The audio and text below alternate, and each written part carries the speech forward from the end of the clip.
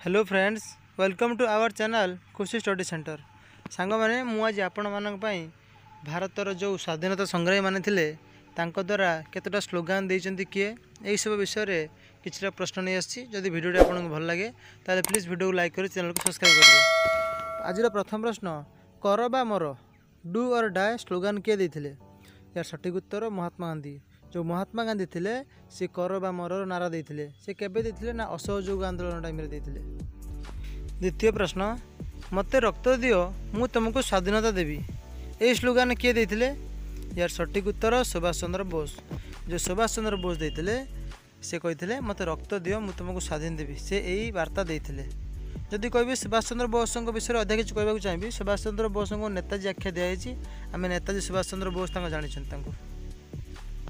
तृतीय प्रश्न, इनकलाब जिंदाबाद स्लोगान किए देथिले? यार सठिक उत्तर भगत सिंह। जो भगत सिंह थे से इनकलाब जिंदाबाद स्लोगान देथिले। चतुर्थ प्रश्न, स्वराज आमर जन्म सिंधु अधिकार, यही कथा बा यही स्लोगान किए देथिले? यार सठिक उत्तर बाल गंगाधर तिलक। स्वराज आमर जन्म सिंधु अधिकार यही वार्ता देथिले Bal Gangadhar Tilak. Simon commission go back slogan किए देथिले? यार सठिक उत्तर लाल लाजपत राय। जो लाला लाजपत राय थे से साइमन कमिशन गो बैक रो नारा देथिले। सरफरोश की तमन्ना अब हमारे दिल में है, यही स्लोगान किए देथिले? यार सठिक उत्तर राम प्रसाद बिस्मिल्ला। जो राम प्रसाद बिस्मिल्ला थे से कही सरफराज की तमन्ना अब हमारे दिल में है, यही नारा से देथिले। 7 नंबर प्रश्न, एकता बिना शक्ति अर्थहीन, यही वार्ता किए देथिले? यार सठिक उत्तर सरदार वल्लभ भाई पटेल। सरदार वल्लभ भाई पटेल नारा थिला एकता बिना शक्ति अर्थहीन। देश पाई आपणको जीवन बलिदान अनिवार्य, यही वार्ता किए देथिले? यार सठिक उत्तर भगत सिंह।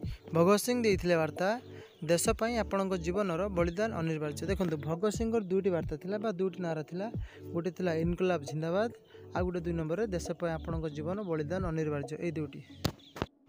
9 नंबर प्रश्न, भारत छाड़ आंदोलन किए कही भारत छाड़ आंदोलन वार्ता किए दिले? यार सठिक उत्तर महात्मा गांधी।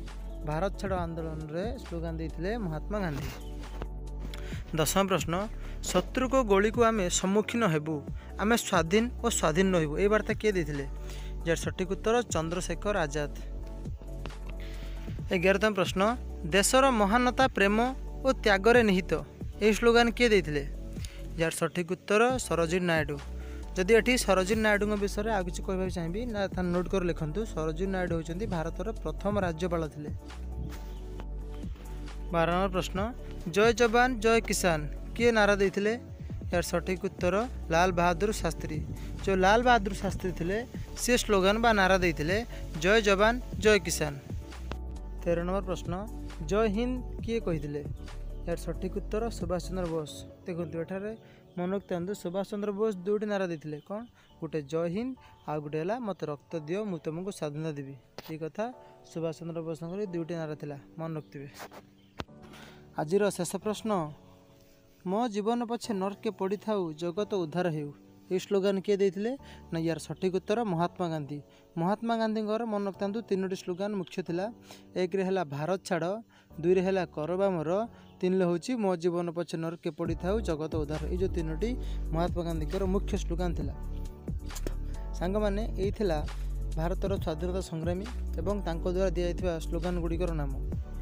आपण जेकोसी एग्जाम प्रिपेरेसन हो ना कहीं ये क्वेश्चन आपन गुरुत्वपूर्ण अटे। सांग मैंने जदि आपको भिडियो भल लगी वीडियो को लाइक कर सब्सक्राइब करेंगे। रही जय जगन्नाथ।